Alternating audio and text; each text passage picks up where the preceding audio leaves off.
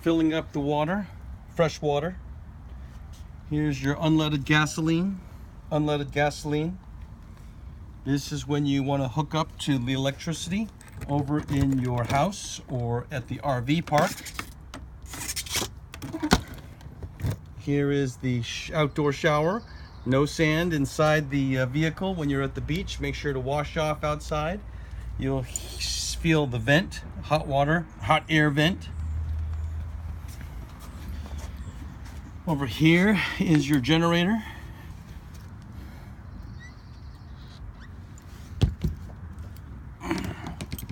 And over here are your dump tanks. Black water tank, gray water tank. That's your black water tank.